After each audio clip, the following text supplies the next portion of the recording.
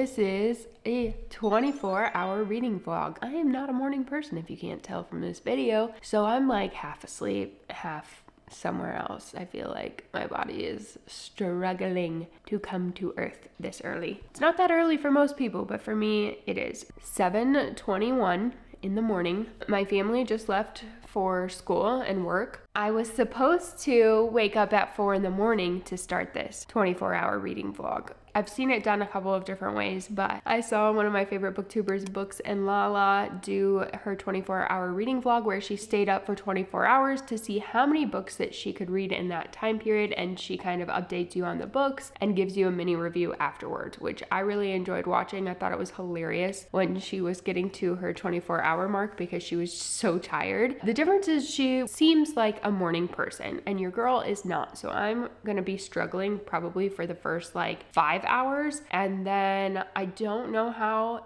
tonight is gonna go for me because I have to technically stay up until 7:21. I don't even remember the last time I pulled an all-nighter like that, especially since I stopped drinking alcohol like 5 or 6 years ago. I am a night owl, so when I was like, okay, I'm gonna do 4 in the morning to 4 in the morning, I was like, oh, I can do that so easily because there's a lot of times where I stay up until like 4 or 5 in the morning reading, which probably isn't a great thing to admit on social media, but you know, it's the truth. I couldn't fall asleep last night. I was up until 3 in the morning and I was supposed to wake up at 4. I was like, this is not gonna go well. I have so many book options, okay? So I have 21 physical copies. I have a ton on my Kindle that I downloaded and researched that I want to read. And I also have a few on Audible. So my plan and my strategy here is, number one, I looked up all of the books that are standalone versus a part of a series, because you guys know, if you've been to my channel for a while, I get addicted to the character stories and I just cannot foresee myself reading a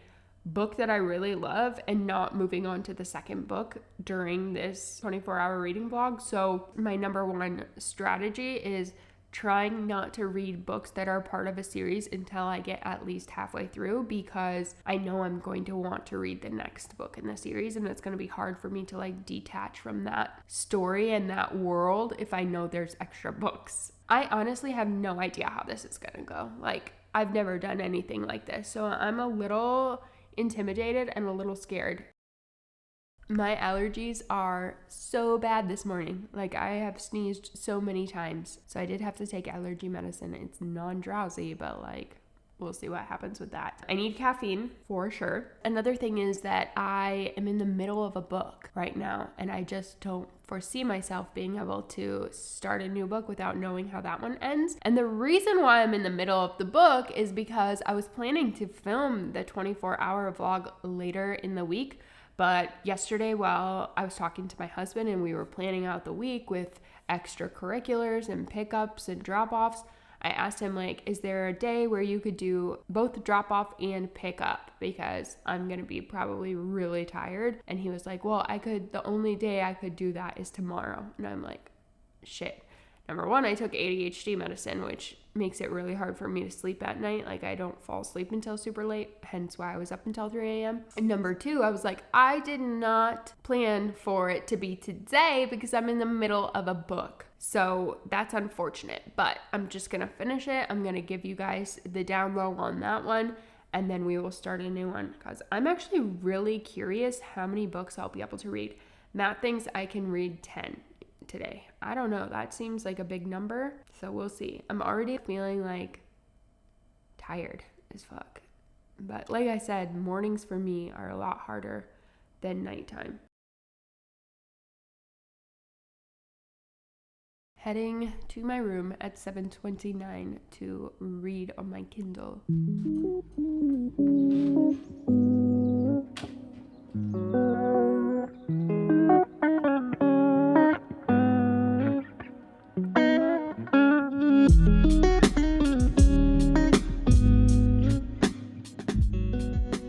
Okay, update.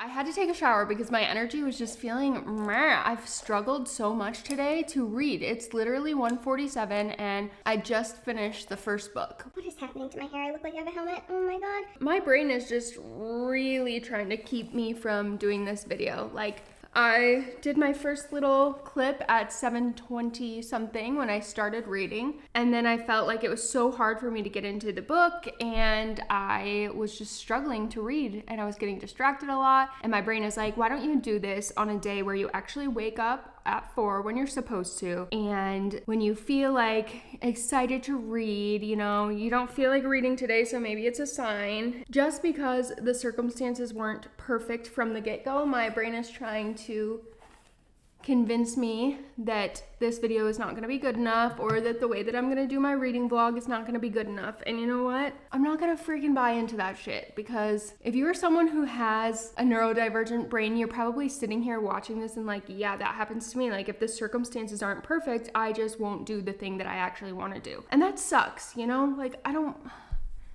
want to succumb to those brain thoughts right now. So I'm going to push through. I just really first want to say, well, hello, if I didn't say that this morning, and welcome to my channel, or welcome back. I'm Rachel. My vlogs normally are pretty deep, and I didn't think that the reading vlog would be deep, but I'm having mental struggles with this video and feeling good enough to do a reading vlog, because I think about the people who I've watched, and either they are single with no partner or no kids, so they live alone, or their kids are grown, or they just do this full time, or maybe they're neurotypical. I don't know. All of these stories in my head, right? Of like, my life is not set up the way that everybody else's is, so I shouldn't be doing a 24-hour reading vlog, because I don't have just endless amounts of time, and my brain tries to do things to sabotage me, and I have to combat that while also trying to read and review the books, which is something I want to do. I want to read the books, and I want to be here for the 24-hour reading vlog. I was so excited to do this. It just sucks that my brain is like trying to take over, and I'm not gonna let it, you know? I know that it's trying to keep me safe. I know it's trying to protect me, but I don't need protection from doing the things I want to do. And if you are a person who resonates with being neurotypical, you're probably watching this vlog like, this is just so fucking weird and I don't get it at all, not relatable. But if you're neurodivergent, I'm assuming you probably know exactly what I'm talking about when it comes to this, and just like, oh, the circumstances of my life aren't perfect for a 24-hour reading vlog, so I never will do it ever. And it's really just because I feel afraid that it's not going to be enjoyable for the watcher, or I feel like I'm comparing my life to other people and they just wake up feeling like they want to read, which probably isn't even true. They probably struggle with it too as bookish creators. So I don't know, I'm going off on a tangent. Right now, I am putting on some makeup because I feel like that's gonna help me. I just got a new Lala package. So if you're new to my channel, I love clothes, and I've recently started like fully expressing myself through clothes. And I've lost 44 pounds over the last like 7 or 8 months. So it's just like learning to love who I am and express that on the outside, because I am weird and I love that about me and I want to showcase that, you know? I think it's so cool. My friend last year, she was like, dude, I feel like you would love these clothes, like you need to check out this brand on Instagram. And I'm obsessed with aliens. Oh my god, as I'm saying this, like, you guys look, I can't even make this up. Also, this makeup bag is so dirty, but peace, love, aliens. Also, I have an alien tattoo. Like, I just love aliens. And so one of my friends, when we first moved into our new house in October of last year, she was like, dude, you need to check out this brand. I just feel like it's so you. Number one, I love her for just like seeing me and just getting me. Like, that could make me cry right now. Number two, I started looking at their stuff and it was like a frenzy of like, oh my god, I love everything. Like, these are the clothes I've been looking for. I could never find like my vibe online or even in stores, because I feel like I'm kind of gothic, I'm kind of vintage, I'm kind of like 90s Coyote Ugly, I'm kind of bookish and like Victorian vibes. Plus I like weird shit, and just like I also love high fashion sometimes. It's a confusing little brain up here. And so finding a brand that matches that has been really difficult. But after my friend recommended that, I instantly started buying stuff and like building out my wardrobe, which is another thing that I hope is relatable for anybody watching this, because I don't have the resources in my life right now. Maybe I will someday, manifesting that shit. Right now, you know, I have a kid and a husband. We just bought a new house. I just paid off my car last year. That was like a huge deal. So we're in this space of like building our life, and I don't have just just like $3,000 to redo my entire wardrobe. And honestly, it'd probably be more than that with like redoing everything. I didn't have like a ton of money to drop on an entire new wardrobe. So what I've been doing is each paycheck that I get, I am like purchasing a couple items from Dress and Lala. And so I'm like slowly building up my wardrobe, which has been just the most fun as a mother and an oldest daughter.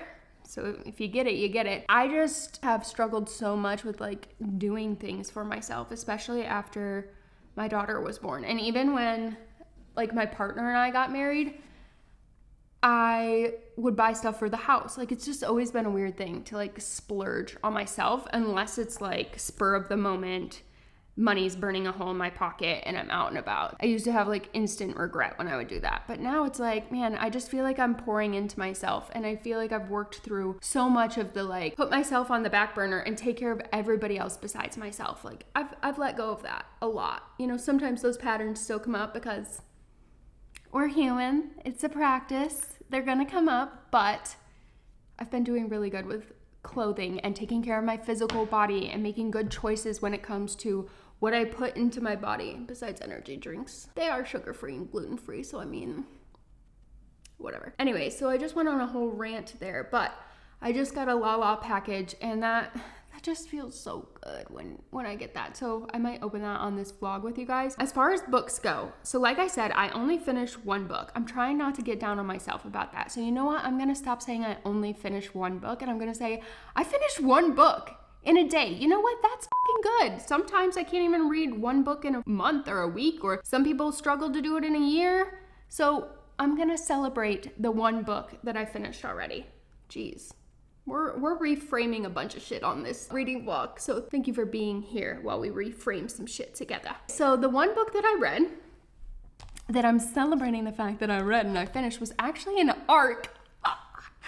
The fact that I get to say that. So if you're new to like the bookish community or the book world, an ARC is a advanced reader's copy. I always get it mixed up with accelerated reader's copy. I just like to give myself like extra kudos thinking I'm like accelerated. I'm an accelerated reader. Didn't we used to have, we did, that's why I say that. Oh my God, massive light bulb moment. When we were in school, we used to have these tests on books called AR tests, accelerated reader tests. Man, ping, that's why I keep saying that. Fun fact, I've never read the Harry Potter books. I watched all the movies, was obsessed with them, and then decided when I was like in second grade that I was gonna take the AR tests for them and ace them. I thought I was doing something, you know? I thought I was just cheating the system. Failed them. But I did read Manacled, and I feel like my life is just forever changed by that book. Anyways, we are getting so off track. Welcome to my world. What I was saying is the book that I did finish today is a advanced reader's copy, okay? And I applied for NetGalley, which if you are a bookish creator, I'm gonna tell you this right now, we're gonna have a serious conversation right now. If your brain is telling you, I'm not gonna get approved for an advanced reader copy through NetGalley, let me tell you that's not true, okay? It doesn't matter how many people you have on your social media, it doesn't matter how many followers you have, literally apply. I just shifted everything in my business and in my life creatively because I just had a long moment of looking at like what I was doing for my business, how did it feel, and what was the end goal? And you know, for me, I've always wanted to be a writer. That's been like my dream since as long as I can remember. I remember being in first grade and doing a publishing contest for a book, and it was so fun. So for as long as I can remember, I've wanted to be a writer, but my little brain learned through my home environment how to gaslight the fuck out of myself. And so I started believing that all of these things weren't possible for me. All of the things that I desired in life couldn't be possible because this is sad, but I was so used to living in a environment, in a space where my needs didn't matter, my wants didn't matter. The things that I really, really wanted as a kid were never allowed because I wasn't allowed to be a kid. I had to take care of everybody else. I had to take care of my little sister. I had to do the right things. I had to be the good girl. Like I specifically remember growing up and being taught like, what you want and your dreams, those aren't real. That's not possible. So you need to settle, you know? Which, this is like really deep.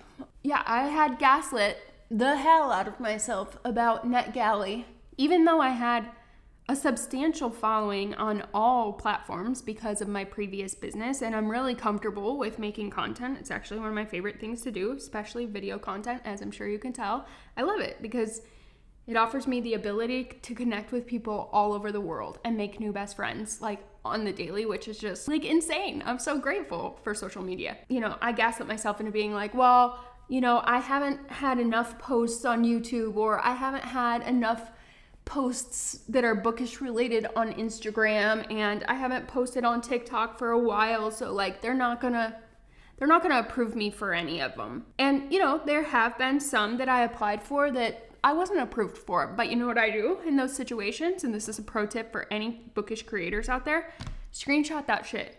Screenshot unfortunately we are not able to approve your request for this arc. Screenshot it, put it in an album on your phone.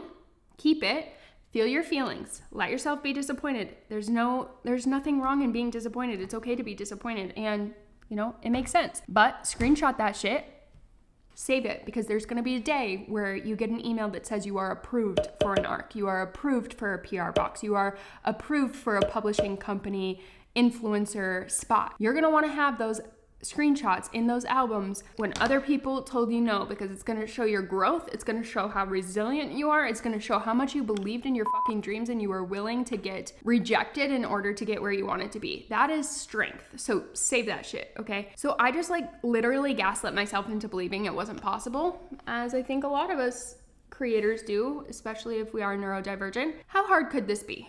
People do it every day. What makes me think that it's not possible for me? And you know what? If it's not possible for me, I'd rather put myself out there and try, and then them tell me, hey, you don't have enough this. Like, I would rather have feedback so I know what to work on rather than just like blindly shutting myself down. One night in the bathtub, I was like, you know what? What's the harm in applying? What, they're just gonna tell me what I can work on? So really there's no harm, because they're gonna tell me exactly what to work on if they don't approve me, so fuck it, might as well. I kind of went a little manic and I applied for like, dude, I just was in there just like apply, because in my head I'm like, I'm just upping the odds. So if 3 people decline me, maybe there will be 1 author that approves me, you know? I just went on a rampage with requesting these arcs. I'm not saying you should do that, because that's probably not good for numbers, and especially if like you don't have the time to read every day. But I would say apply to a few, dude. Apply for a few arcs, at least get yourself set up in NetGalley, number 1, because I have been approved for so many arcs, and I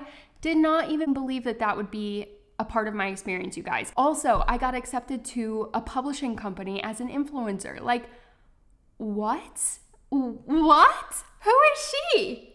You believe in yourself enough, other people are gonna believe in you. And that's just energy, baby. That's just you being confident in you and your skills. And like, you know, if someone asks you at a job interview or during an interview for maybe a publishing company, like, why should we work with you? You better have confidence to back yourself up like you are the baddest bitch. You are main character energy, and that's that. Like, you gotta do that in order to sell yourself. You know what I mean? Anyways, we have gotten off on such a tangent, it's not even funny at this point. The book that I just finished today, which is an advanced reader copy, which I was telling you about, I requested it through NetGalley and I was approved. It's called Spring Harvest by Rectalk Ross. The reason why I really wanted to read this arc was because the description said Coachella meets the Vampire Diaries. And whether you're new here or you are a returning visitor or a subscriber, there's one thing that I need you to know. Your girl is obsessed with vampires and obsessed with the Vampire Diaries. Like, I'm in love with the Vampire Diaries. I've seen entire 8 seasons, probably like 8 times. I can recite like shit word for word. I went to a Vampire Diaries convention last year, which is just a dream come true for me. So when I saw that it was like Coachella meets Vampire Diaries, instant request. I finished it like 30 minutes ago. I don't know what to say. Here are my unfiltered thoughts. I thought that it was really good. I think it's really, really absolutely beautiful when someone brings their artwork out of their inner world, because I feel like your art is connected to your soul. Whatever you do, whether you're a musician, whether you're a writer, whether you are a content creator, whether you are a carpenter. I believe that it's all artwork. Our expression and the things that we put our passion into, it is artwork, and it's like directly connected to our soul. So I think it's fucking admirable for an author to literally have an idea, a concept come into their awareness with all of their feelings and their soul, and then to put that magic and that artwork onto paper. So that's number one, but then also to share it out into the world, that is so fucking terrifying. That's so vulnerable. That's like putting your soul on a platter and asking people to be kind. You know, that's scary, dude. For me, it's very hard to rate books like under a 2, because even if I didn't genuinely jive with the book, it's still someone's artwork. They literally turned something that was happening in their inner universe, and then they brought it into form through an expression and then shared it with the world. That's just crazy to me. That's mind-blowing. That's exceptional. With this book, Spring Harvest, I enjoyed the concept. I loved the aspect of like the world building and the way that they wrote the vampires and the way that the festival was set up. I'm gonna keep this as spoiler-free as possible. The ending was so meh to me. Like, it was sad. My personal preference, if you're new to my channel, I really love reading series. And that's just because I get attached to the characters and I want to build connections and relationships with them long term. I am one of those people that if I read a book and it's got like 12 books after it, I will go ham. I will read every single one of them. So I do feel like sometimes when I read standalone books, depending on how it ends, I do kind of feel sad. I feel let down a little bit. And this is probably TMI, but like it kind of reminds me, I don't know if that's probably not appropriate to say. It just reminds me of situations that occur in real life where you're like all amped up and you're all ready to go and you're just feeling good, and then all of a sudden it's like, meh, meh, and it's over and you're like, huh? What do you mean it's over?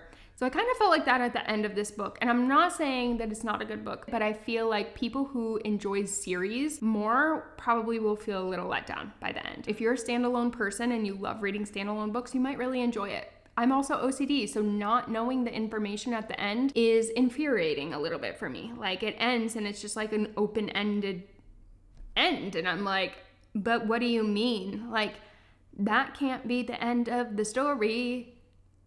And it sucks because it's not even like a cliffhanger, because there was like no thriller type, oh my God, I need to know what happens. It was just like, are you serious? Like, they just drift. I mean, they're just, what? You know? So yeah, that would be the only thing. So I think I'm gonna have to give this book a 3-star, which is still really good. I enjoy 3-star books. I feel like the more that I read, the harder it is for me to give a 4-star or a 5-star. I think that's becoming increasingly difficult, and it's just because I'm branching out and reading so many different books. I appreciate good writing. That's it. So I will read fucking anything. I do love reading smut, and I love books with spice, but also that's not necessary always if the plot is really good. One thing that I will say about Spring Harvest is it is a YA novel, so there was no spice at all. I think they kissed once, which like makes sense for a YA novel, and I feel like, you know, my younger niece would really like it because it's got the Vampire Diaries vibe, but it's not like inappropriate. But for me, how would I word this? Yeah, for me it was a 3-star. So I'm gonna stop rambling because I feel guilty. I feel like I need something totally different though, because I have been trying to finish this book for a while. I really like using like just smutty as fuck books for palate cleansers between books so that my brain is not short circuiting while I'm trying to like remember the plot of every book. So we are gonna go next with Katie Roberts' The Succubus's Prize. I am gonna see if they have it on Audible. If not, I'm gonna read it on my Kindle. I didn't purchase this in physical copy just because I am on her Patreon, and usually she sends us copies of the books. I just want to read like a quick smutty book to cleanse my palate from Spring Harvest. I'm excited nonetheless, and I'm gonna celebrate each book that I get to instead of being like, oh, it's not enough, or you're not doing as much as blah blah blah did on her YouTube 24-hour reading vlog. I'm just gonna let myself enjoy today and take the pressure off, because there doesn't need to be pressure. I feel like this feels like work, like I don't even want to read. And why is that? Because I love reading. And then it's like, because you're forcing yourself and putting so much pressure on yourself. Just have fun, let yourself read one book at a time, celebrate each book, enjoy yourself. That feels really good. And also, I'm really grateful for you guys being here, because it definitely like motivates me and makes me feel empowered to do the things that I want to do when y'all are here with me, which is just like so amazing. I could cry. I feel like I'm tearing up. I just did my makeup, don't tear up. But I'm really grateful for this channel and the community that I've created, because it's literally changed my life the past couple of months. I feel so much more passionate and creative, and I feel like what I'm doing in the world matters, even though I'm just getting on a video and talking about silly books. If it makes somebody's day better, like, it is changing the world in a way, and I'm really grateful for the opportunity. I'm getting mushy gushy, so I need to go read a smutty book to get me back in the vibes of 24-hour reading vlog.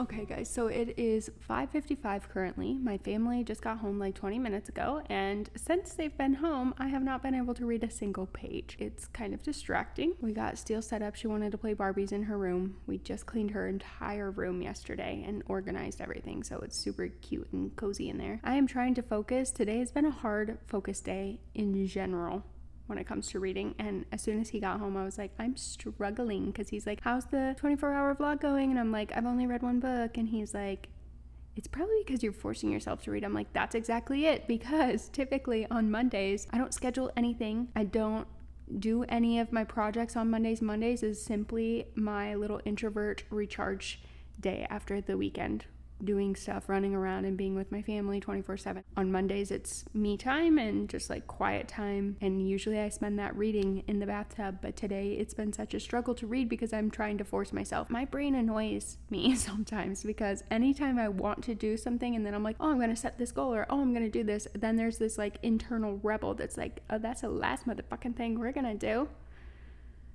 I am actually really enjoying this Katie Robert book. I'm so glad that this is what I read after my last book. I am 14% right now, so I'm getting there. This one is like a lot deeper than I think most of them within the series. The series that this one is in is A Deal with the Demon series, and this is the last one that she just wrote, and I think this one might be my favorite so far, because it's just very deep and there's so much more to the plot and the storyline. The dedication in this book is to all my babes with religious trauma, so definitely deep. And I even sent this to one of my besties because she had to kind of decondition from the church. I'm only on chapter 3.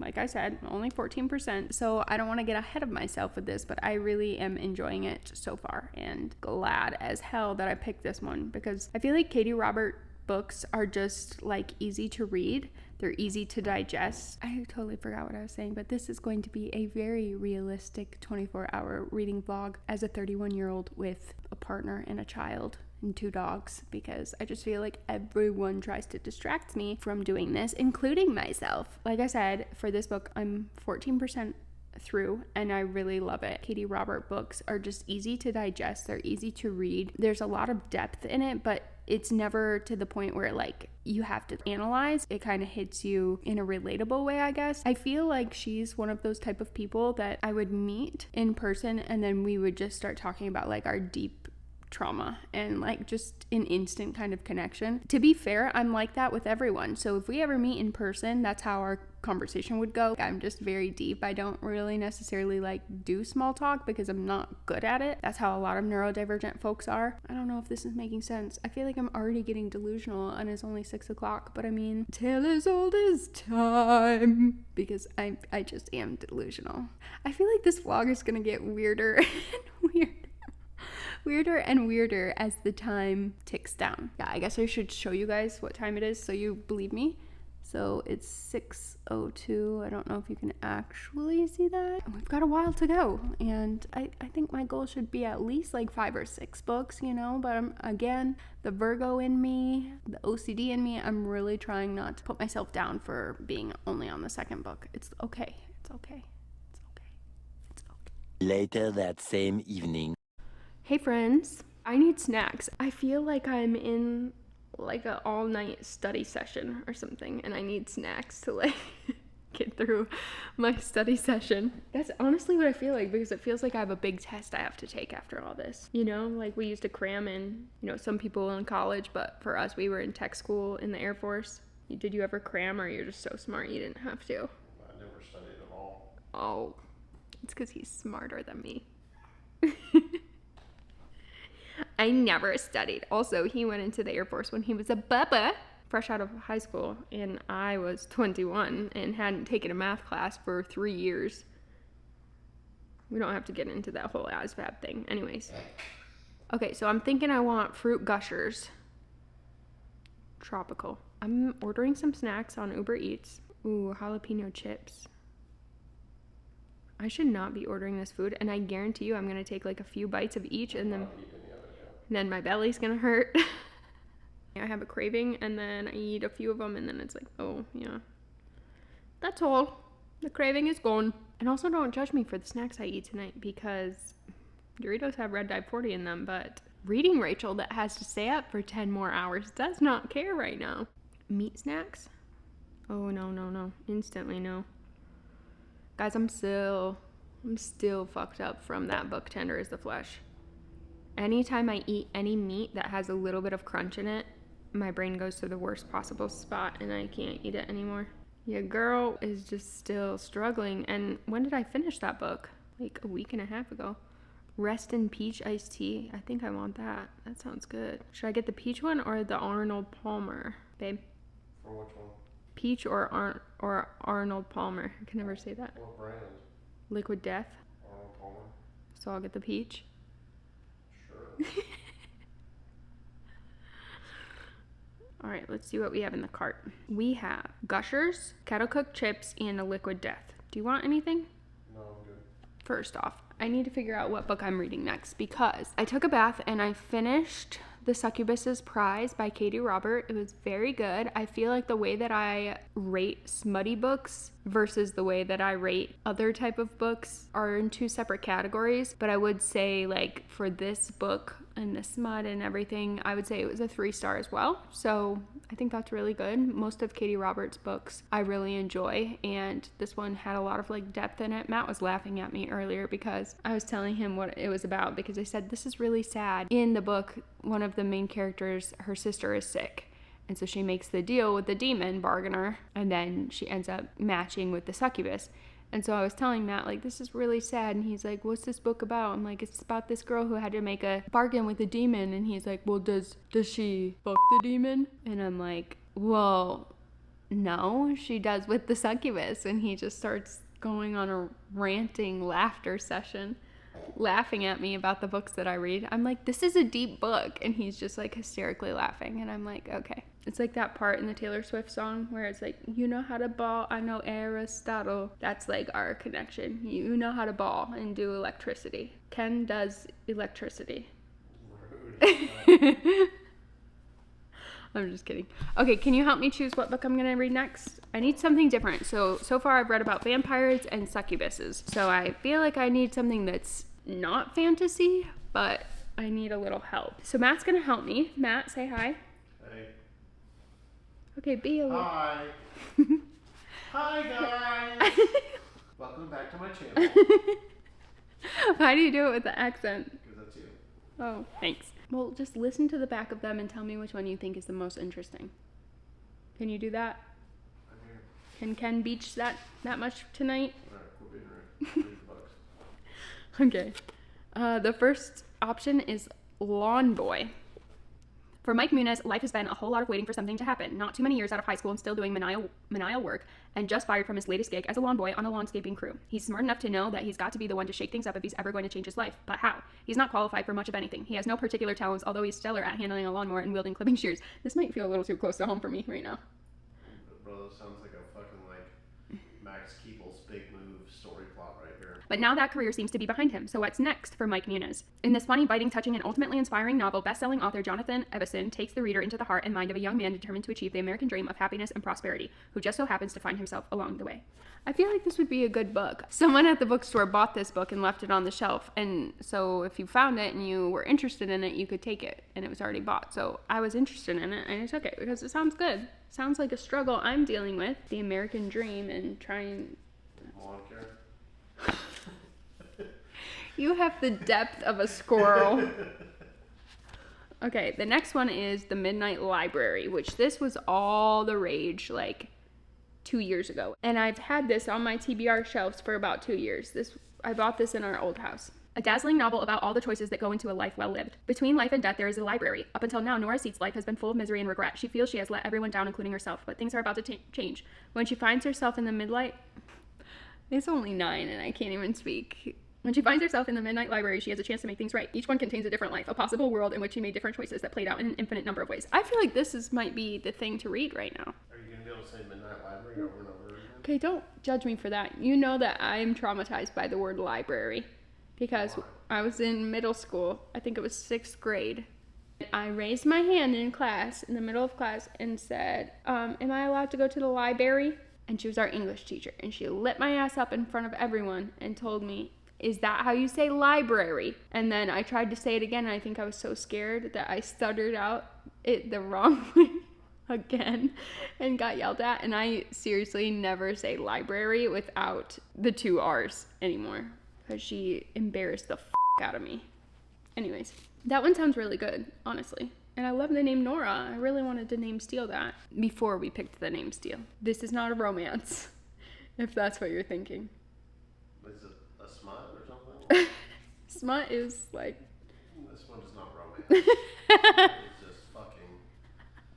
I mean, it's got like the plot to a porn movie, it sounds like.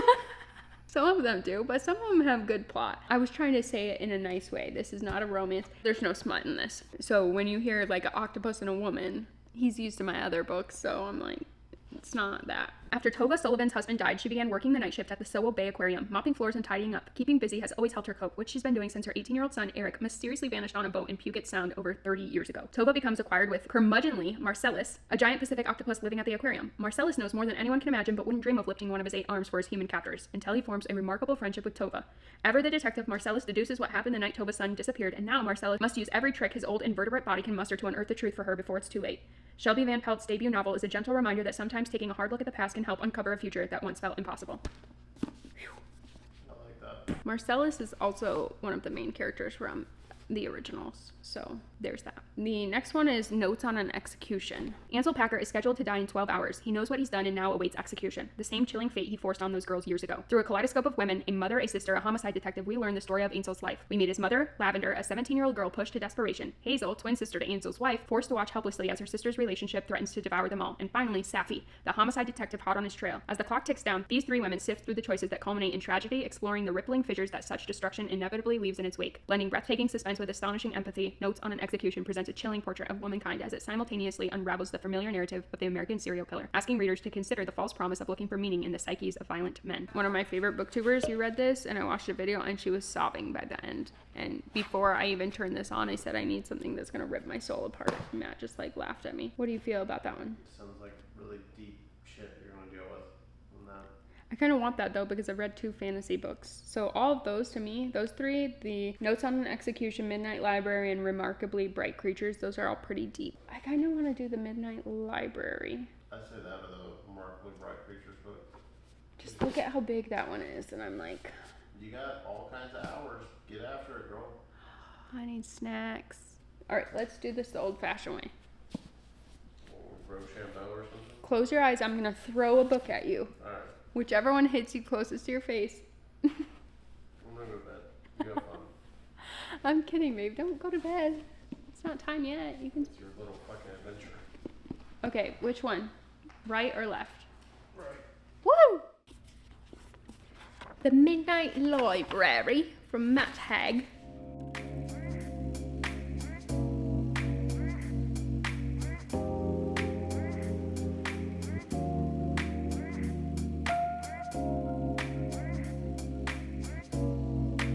Alexa here.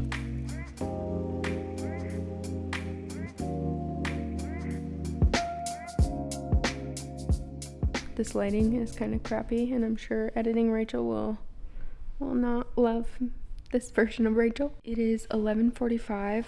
I am on page 66 of The Midnight Library. This book has already like made me cry or tear up like 3 or 4 times. This is like very deep. I think this is going to be a 5-star read for me just from page 66, but it talks a lot about depression, and there are a lot of parts where I see myself in Nora, the main character. And one of the things that was said about her cat, and that the last year that her cat spent with her was the best year of his life. And I don't know, I think it's just so easy as humans to look at our regrets and things we've went through and just instantly like judge ourselves and claim that they're mistakes or that they're regrets or we didn't do good enough.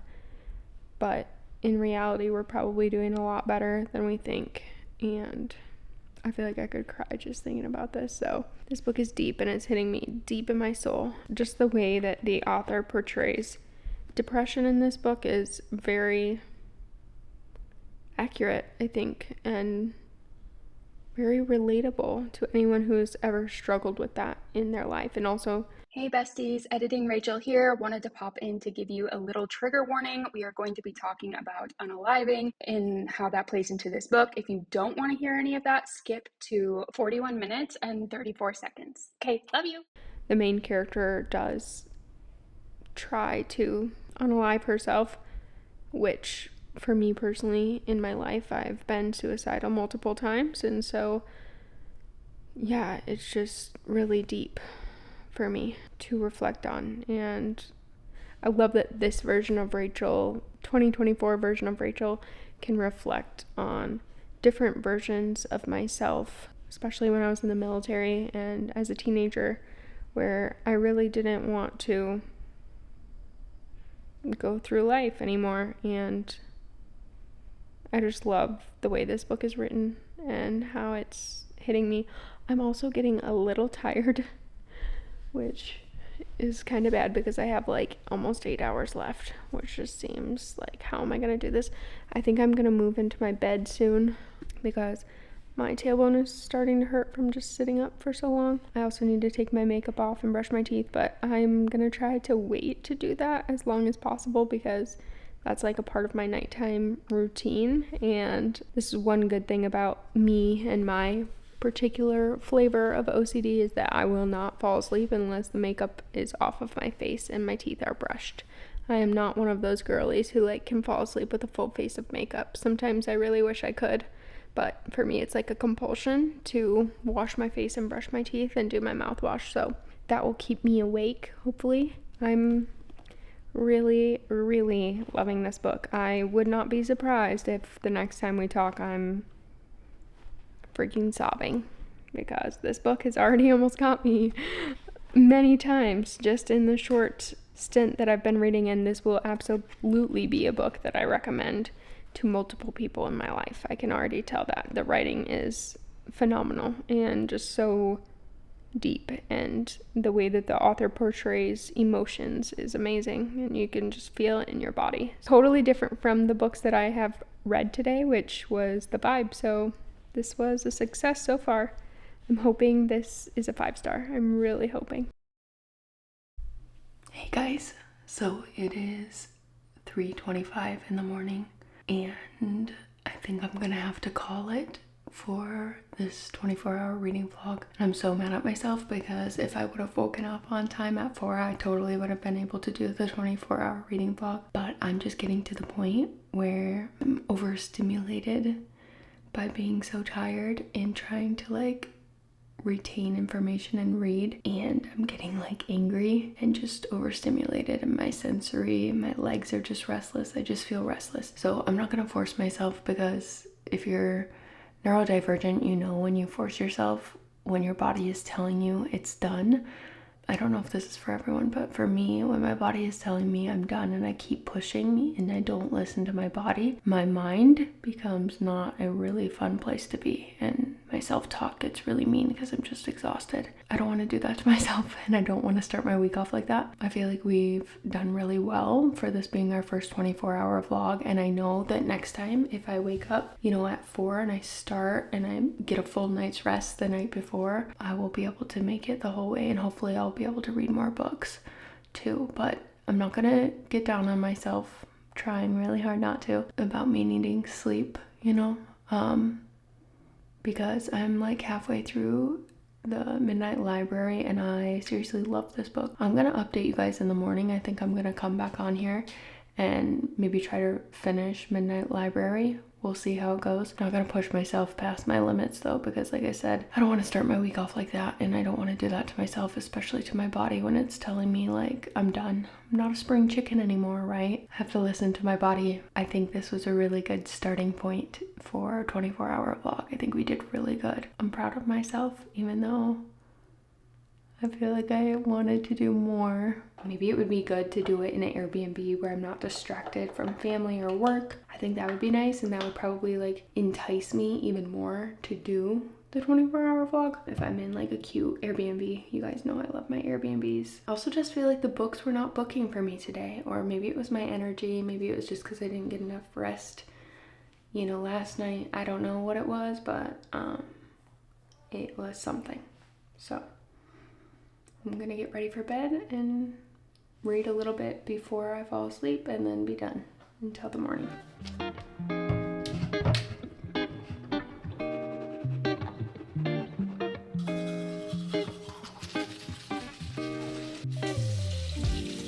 I do feel like I read like 3 totally different books today though, so that's kind of good, right? I read like 3 totally different genres, right? Because the first one, oh yeah, I wasn't having much luck with the books I was reading, so I do feel like Midnight Library is gonna be a 5-star read. I think I already told you guys that, and it just keeps getting better and better. These are the kind of books that oh my god, my face looks so different when I put my hair back. I'm just using my like makeup cleansing balm. This is like the kind of book that I love. The Midnight Library, like the writing style, kind of reminds me of The Invisible Life of Addie LaRue, where it's just like very deep, and I don't know, I just really am liking it. It's like talking a lot about mental health without talking about mental health, you know what I mean? Like it's not like a self-development book or anything, it's just like sharing this woman's experiences and what she's feeling when she goes through these different books in the library and experiences these different realities, which I love. And I'm really into like metaphysics. I used to be a lot more than I am now. Now I kind of just like, you know what, I'm gonna try to be present, not worry about like parallel lifetimes as much. But in this book they talk about that, and I really like, it's something I think I believe, that there are millions of other realities that are all happening all at once. Maybe, I don't know, I feel like I believe it, but I'm sure there's a lot more like nuance to that concept than what I'm describing at 3:30 in the morning with wax balm all over my face. I mean, honestly, I told you guys we were gonna get a little delusional. I feel like we've reached that point.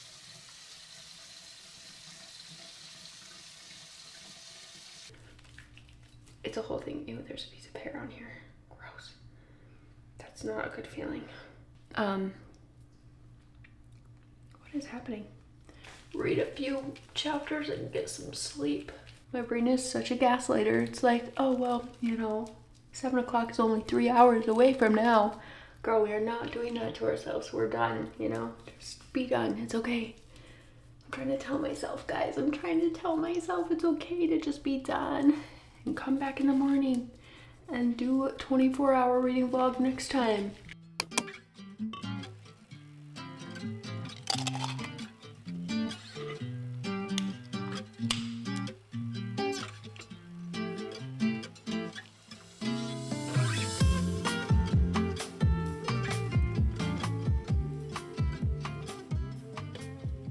Guys, it's the next day. I'm fucking wrecked. Let me tell you, I just got out of bed. It's noon, it's 12 o'clock. My hair is crazy. I am so fucking tired, and I didn't even stay up for the full time. I just feel like my body is not meant to like be forced into things. I mean, is anybody's body, but I don't know. My circadian rhythm is just different, and I don't know if I'll do this again because holy shit. But also going into it, like I didn't have a full night's sleep the night before I stayed up, so that's also probably an issue. So I just got out of bed, chilling. I'm drinking my morning caffeine and eating some oyster crackers. What? I don't know. I have an appointment I have to leave for in an hour, which I wish I didn't have this appointment, but it's basically a consult for like a dermatologist, so I don't know, I should go. I kind of want to cancel though. And then we have speech class for Steele.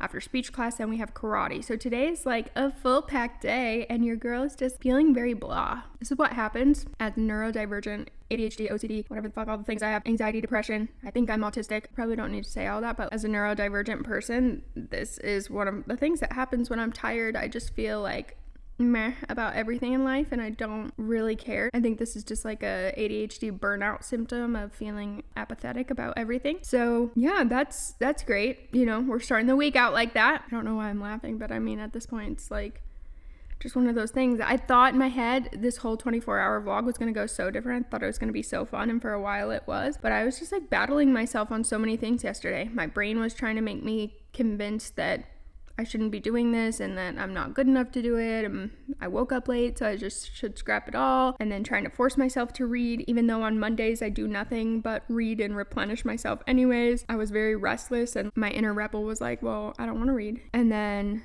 I couldn't stay up until 7. I made it to 3:34.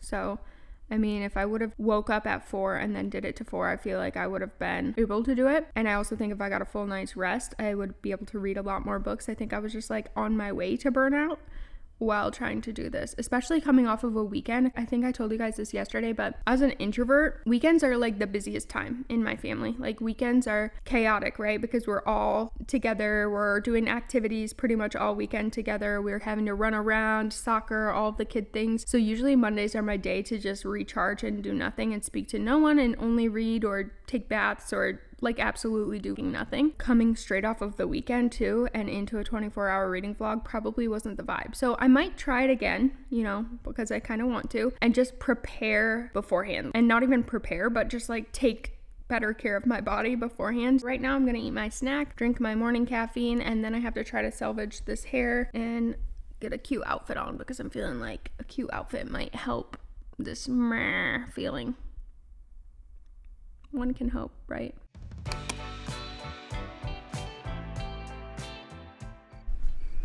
Okay, so I kind of have to be quiet because it's 1:55 in the morning. I'm finishing out this reading vlog with this. I just finished The Midnight Library. I was bawling. I mean, like, I still have tears on my face. I was just bawling this. I could just bawl right now talking about this. Might be the best book I've ever read in my life. Which seems dramatic and I'll need to process, but man, that was deep as fuck, and I saw myself so much in the main character. Wow. Definitely a 5-star read. Like I said, it might be the best book I've ever read, and just, I'm feeling so many things right now. I think I'm going to go get ready for bed and go to sleep and probably cry for a while.